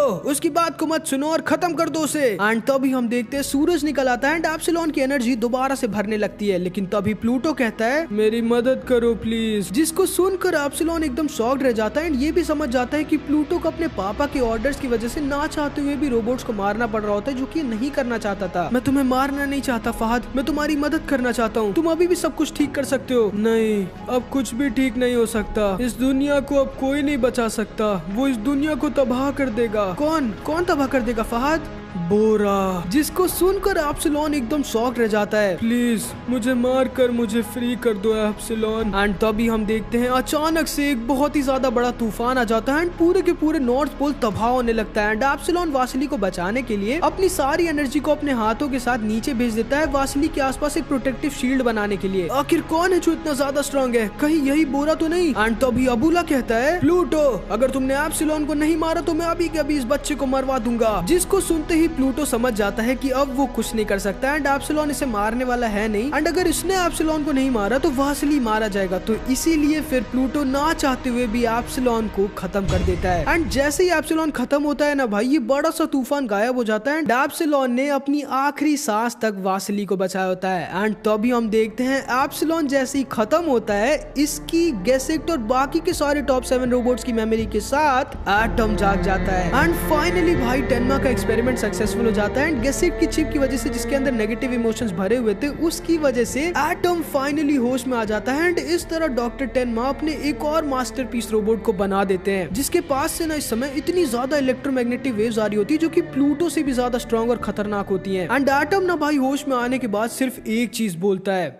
बोरा। पूरी की पूरी दुनिया में न्यूज फैल जाती है कि सारे के सारे टॉप 7 रोबोट्स खत्म हो चुके हैं, क्योंकि सबको ये तो पता होता नहीं कि एटम दोबारा से जिंदा हो गया है। एंड अब हम इस रोबोट रूजवेल्ट को देखते हैं। एंड असल में ये ना अमेरिका के प्रेसिडेंट का पर्सनल रोबोट था एंड ये था जो ऊपर से सब कुछ कंट्रोल कर रहा था। एंड ये ना मदद कर रहा होता है अमेरिका के प्रेसिडेंट की सारे के सारे टॉप 7 रोबोट्स को खत्म करने में। क्यों? क्योंकि ये प्रेसिडेंट पागल होता है भाई। ये बस इतना नहीं चाहता था कि दुनिया में कोई भी ऐसा रोबोट हो जो अमेरिका को तबाह करने की ताकत रखे। एंड फिर इधर हम देखते हैं उचानो मिजू बहुत ही ज्यादा शॉक्ड और डरा हुआ होता है, क्योंकि एटम इसकी बात का रिप्लाई नहीं दे रहा होता। इसे समझ नहीं आ रहा होता कि नेगेटिव इमोशंस को अपने अंदर पाने के बाद एटम अभी भी वही पुराना अच्छा वाला एटम या फिर अब ये इविल बन गया है। एंड तभी ये अचानक से देखता है और एकदम शॉक्ड रह जाता है, क्योंकि एटम ने यहाँ बैठे बैठे एंटी प्रोटॉन बॉम्ब का फॉर्मूला बना दिया होता है जो कि पूरी दुनिया को तबाह कर सकता है, जो कि अगर किसी गलत के हाथ लग गया तो फिर पूरी की पूरी दुनिया गई। एंड उचानो मिजू को भाई समझ नहीं आ रहा था कि ये करे क्या। एंड फिर इधर हम देखते हैं टेनमा ब्राओ से मिलने आया होता है। क्या हुआ डॉक्टर टेनमा, मुझसे मिलने क्यों आए हैं? मैं तुमसे कुछ पूछना चाहता हूँ ब्राओ, बताओ मुझे अबूला कहाँ मिलेगा? आप जो भी पूछोगे मैं वो सब आपको बताने के लिए तैयार हूँ, लेकिन बदले में आपको मुझे ठीक करना होगा। एंड फिर हम देखते हैं उचानो मिजू एकदम डर जाता है ये जानकर कि एटम अपनी सेल को तोड़कर भाग गया होता है, जो कि लगभग इम्पॉसिबल होता है। एंड असल में ना एटम अब बाकी के 6 टॉप 7 रोबोट्स की वजह से कुछ ज्यादा ही स्ट्रॉन्ग हो गया होता है भाई। एंड उचानो मिजू तुरंत ही एटम को ढूंढने के लिए निकल जाता है। एंड जब इसको एटम मिलता है तो वो ठीक हो गया होता है। एंड एटम ने ना असल में गेसेक्ट, एप्सिलॉन और बाकी के सारे टॉप 7 रोबोट्स की अच्छाई से अपने अंदर की हेट्रेड को सरप्रेस कर दिया होता है एंड वापस से होश में आ गया होता है, जिसको देखकर ओचानो मिजू बहुत ज्यादा खुश हो जाता है। एंड फिर हम देखते हैं इधर डॉक्टर टेनमा अबूला की तरफ निकल जाता है एंड एटम अब जाके सब कुछ बताता है, क्योंकि अब ये सारा का सारा खेल समझ गया होता है। एंड असल में कई सालों पहले डेरियस के राज में डेरियस सच में बोरा नाम के रोबोट को डॉक्टर अबूला की हेल्प से बनवा रहा था, लेकिन दुनिया को तबाह करने के लिए नहीं, बल्कि वेदर को मैनिपुलेट करके पर्शिया के डेजर्ट को एक हरा भरा ग्रीन लैंड बनाने के लिए। एंड डेरियस और अबूला बुरे नहीं थे भाई, वो लोग बस पर्शिया का भला चाहते थे। एंड बोरा टीम को जो ढेर सारे एक्सपेरिमेंट रोबोट्स मिले थे वो वही सारे रोबोट्स थे जो अबूला के एक्सपेरिमेंट में फेल हो गए थे। एंड फिर पर्शिया के ऊपर अमेरिका के प्रेसिडेंट और रूजवेल्ट की वजह से पूरी की पूरी दुनिया ने अटैक कर दिया, ये सोचकर कि वो लोग बोरा नाम के रोबोट को बना रहे पूरी दुनिया को तबाह करने के लिए, जो कि एकदम झूठ था, जिस वजह से पूरा का पूरा पर्शिया तबाह हो गया। एंड साथ ही साथ डॉक्टर अबूला ने अपनी फैमिली को भी खो दिया। एंड इसीलिए अपनी फैमिली और पर्शिया के बदले को लेने के लिए अबूला सारे के सारे बोरा टीम के मेंबर्स और सारे टॉप 7 रोबोट्स को मरवाना चाहता है, जिसके बाद शायद से वो पूरी की पूरी दुनिया को भी तबाह कर देगा अपने बदले को लेने के लिए। एंड फिर इधर हम डॉक्टर टेनमा को देखते जो अबूला से फाइनली मिल जाता है, लेकिन एकदम शॉक्ड रह जाता है ये देख के कि अबूला ने पर्शिया के एक जीनियस साइंटिस्ट डॉक्टर गोजी की मदद से बोरा को फाइनली बना दिया होता है, लेकिन इस बार वेदर को मैनिपुलेट करने के लिए नहीं, बल्कि इस बार सच में पूरी दुनिया को तबाह करने के लिए। एंड अब तो इसे कोई रोक भी नहीं सकता इनके हिसाब से, क्योंकि सारे के सारे टॉप 7 रोबोट्स मारे गए, क्योंकि इसे तो पता नहीं कि एटम अभी भी जिंदा है। एंड अब जाके डॉक्टर टेनमा अबूला को एक ऐसी चीज बताता है जिसको सुनकर अबूला के पैरों तले जमीन खिसक जाती है, कि असल में अबूला भी सेंट्रल एशिया वॉर में मारा गया था, जिसकी वजह से फहाद को नेदरलैंड से वापस आना पड़ा था। एंड असल में टेनमा के मास्टरपीस रोबोट को चलाने के लिए भी नेगेटिव इमोशन जैसे हेट्रेड, दुख, इन सब की जरूरत थी, जो कि अबूला के अंदर भरी हुई थी उसकी फैमिली के खोने की वजह से। इसीलिए अबूला के मरने से पहले टेनमा से अपनी चिप को उस रोबोट के अंदर डलवा दिया था, जिससे फिर जाके वो रोबोट होश में आ गया था। एंड भाई फहाद जो कि अभी प्लूटो बना हुआ है, वो टेनमा का मास्टरपीस रोबोट नहीं था, बल्कि खुद अबूला वो मास्टरपीस रोबोट था, जो कि इतना ज्यादा एडवांस रोबोट था कि वो खुद से ही झूठ बोल रहा था भाई। एंड पर्शिया का वो जीनियस साइंटिस्ट गोजी भी कोई और नहीं बल्कि यही था, जो बस इस रोबोट की एक दूसरी पर्सनालिटी थी। एंड ये रोबोट ना भाई अब तक खुद से ही झूठ बोलता आ रहा था। फहाद जो कि अब प्लूटो बन चुका है, उसे डॉक्टर अबूला ने बनाया था, एंड इस बोरा को डॉक्टर अबूला की दूसरी पर्सनालिटी डॉक्टर गोजी ने, जिसका अब जाके हम असली रूप देखते हैं। एंड अबूला वहाँ पर इतने सारे शौक के साथ बेहोश हो जाता है, लेकिन अब बहुत देर हो चुकी थी। डॉक्टर गोजी अपनी बॉडी को बोरा के अंदर लगा देते हैं एंड जमीन के अंदर घुस जाते हैं पूरी की पूरी दुनिया को तबाह करने के लिए। एंड फिर इधर हम डेरियस को देखते हैं जो बोलता है टाइम आ गया है पूरी दुनिया को उस पाप के लिए सफर करने का जो कि उन्होंने पर्शिया के साथ किया था, और सबसे पहले जो कंट्री तबाह होगी वो होगी अमेरिका। एंड असल में ना पता है बोरा क्या करने वाला होता है, ये ना अंडरग्राउंड के रास्ते मैग्मा के बीचों बीच से ठीक यूएसए के नीचे जाके एक एंटी प्रोटॉन बॉम्ब को ब्लास्ट करने वाला होता है, क्योंकि पूरी दुनिया में एटम के अलावा अबूला भी एक और ऐसा रोबोट था जिसको एंटी प्रोटॉन बॉम्ब का फॉर्मूला पता था। पूरी दुनिया के सारे वेदर रोबोट्स को इस बात का पता चल जाता है एंड पूरी दुनिया में न्यूज फैल जाती है कि दुनिया तबाह होने वाली है। एंड एटम को भी इस चीज का एहसास हो जाता है कि इन लोगों के पास सिर्फ 10 घंटे बचे होते हैं इससे पहले कि बोरा उस एंटी प्रोटॉन बॉम्ब को ब्लास्ट कर इस दुनिया को तबाह कर दे। एंड फिर इधर हम यूएस के प्रेसिडेंट को देखते हैं जो तुरंत ही रूजवेल्ट के पास आ जाता है। ये क्या हो रहा है रूजवेल्ट, पूरी दुनिया तबाह होने वाली और सबसे पहले अमेरिका, तुमने तो कहा था अमेरिका सबसे टॉप पर रहेगा। एंड तब रूजवेल्ट बोलता है नहीं मिस्टर प्रेसिडेंट, पूरी दुनिया नहीं खत्म होने वाली है, सिर्फ और सिर्फ ह्यूमैनिटी खत्म होने वाली है। एंड असल में ना रूजवेल्ट अभी तक इस प्रेसिडेंट को भी बेवकूफ बना रहा था। एंड इसका मेन प्लान ये था कि बोरा से उस एंटी प्रोटॉन बॉम्ब को ब्लास्ट करवा के, जिसकी वजह से अर्थ के अंदर का